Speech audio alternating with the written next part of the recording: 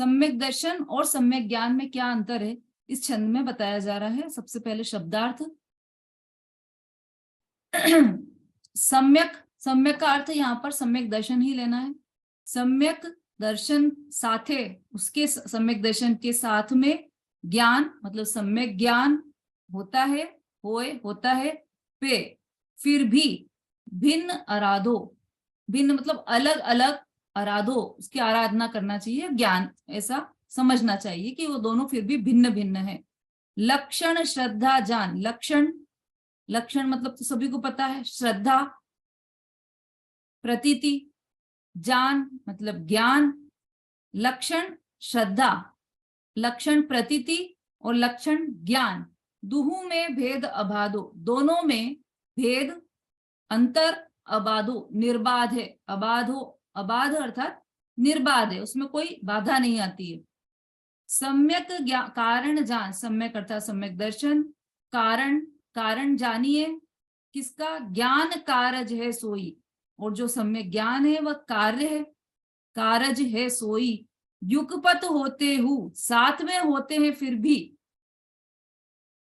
एक कारण है और एक कार्य है, साथ में होते हैं फिर भी।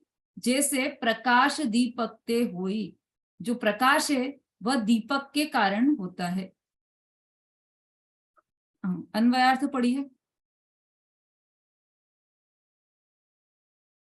किसके पास है पुस्तक? विशु जी। सम्यक ज्ञान सम्यक दर्शन के साथ होता है तो भी अलग समझना चाहिए, क्योंकि उन दोनों के लक्षण क्रमशः श्रद्धान करना और जानना है, तथा सम्यक दर्शन कारण है और सम्यक ज्ञान कार्य है।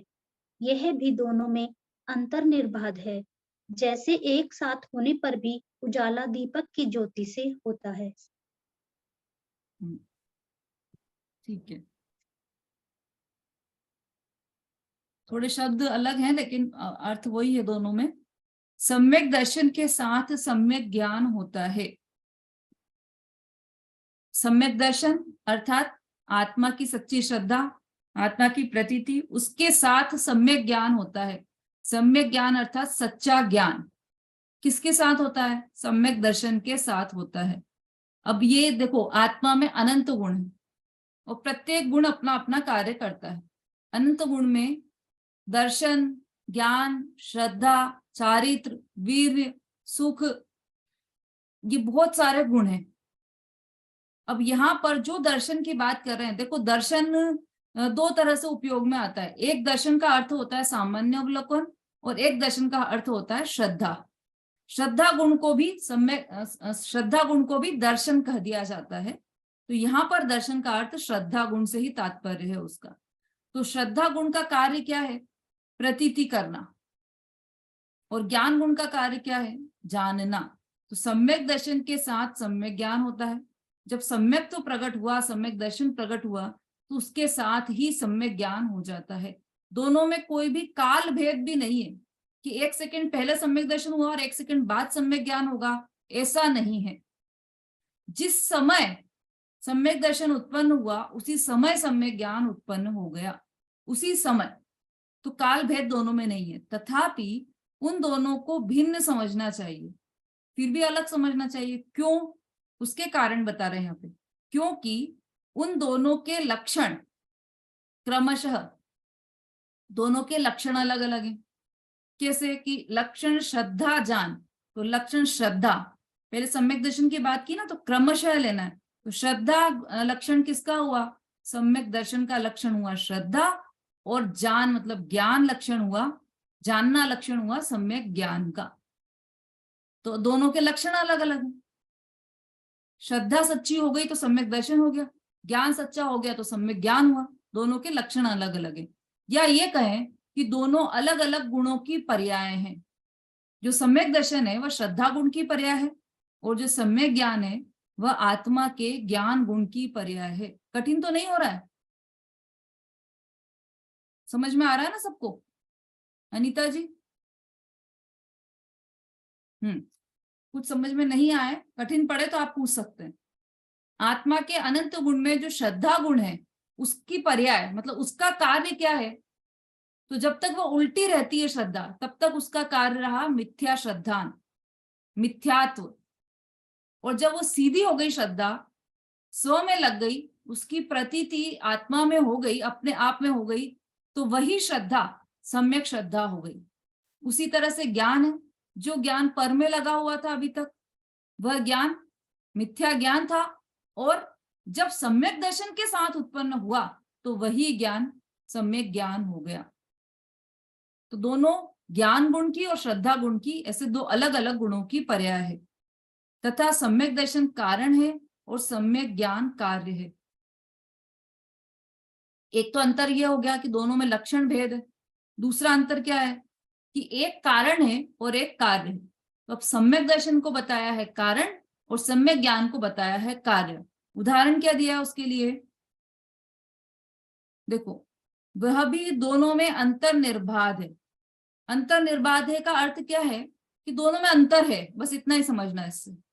दोनों में अंतर है, निर्बाध मतलब अंतर समझने में बाधा नहीं आती है उसको।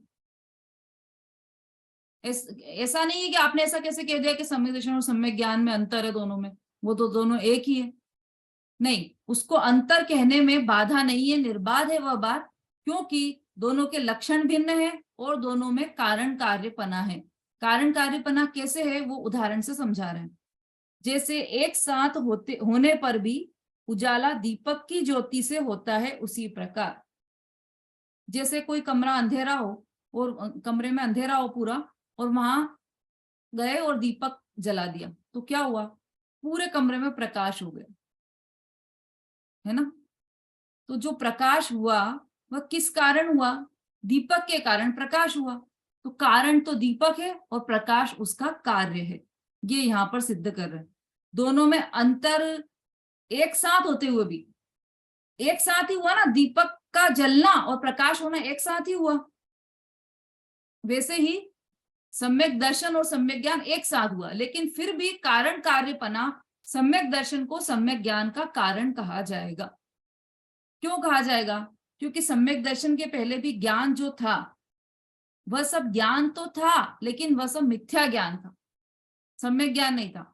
और इधर सम्यक दर्शन हुआ, जिस क्षण सम्यक दर्शन हुआ उसी समय वो सारा ज्ञान सम्यक ज्ञान में परिवर्तित हो गया। तो इस सम्यक ज्ञान का कारण कौन रहा? कि सम्यक दर्शन इस सम्यक ज्ञान का कारण रहा। ठीक है, देखो ऐसा भी आता है शास्त्रों में कि पूर्व की पर्याय कारण और अगली पर्याय कार्य। ऐसा थोड़ा सूक्ष्म है, पर आप इसको समझिए कि पूर्व की पर्याय कारण रहती है और अगली पर्याय कार्य होती है। जैसे सम्यक दर्शन हुआ तो उसमें करण लब्धि वाली जो पर्याय है वह तो हो गई कारण, और सम्यक तो रूपी जो पर्याय हो गई वह हो गई कार्य। तो जो पूर्व की पर्याय है वह हो गई कारण और अगली पर्याय हो गई कार्य। लेकिन उतना सूक्ष्म मत जाइए आप, अभी तो बस इतना ही समझिए कि इसी अभी ये जो पूर्व की पर्याय और अगली पर्याय दो को कारण कार्यपना बताया, लेकिन अभी यहाँ पर ये सिद्ध कर रहे हैं कि इसी पर्याय में ही कारण भी है और कार्य भी है।